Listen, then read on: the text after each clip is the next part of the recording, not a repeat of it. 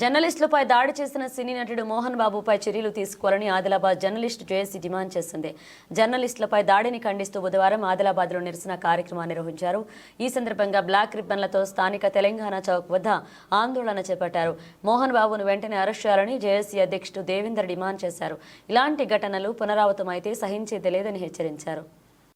Video జర్నలిస్టుల పైన కూడా కానీ అదే రిపోర్టర్ల పైన కానీ మోహన్ బాబు గారు తమ బౌన్సర్లతో మా వీడియో జర్నలిస్టుల కెమెరాలను కూడా ధ్వంసం చేయించి దుశ్చర్యకు పాల్పడ్డాడు.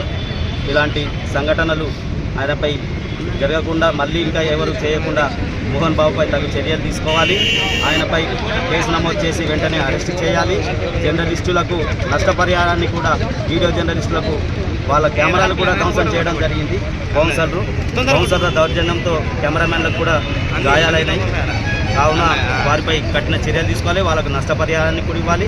వాళ్ళకు ఆర్థికంగా కూడా వాళ్ళ హాస్పిటల్కు సంబంధించిన ఖర్చులు కూడా వాళ్ళే భరించాలని వీడియో జర్నలిస్టుల తరఫున ఆదిలాబాద్ జిల్లా శాఖ తరఫున విజ్ఞప్తి చేస్తున్నారు.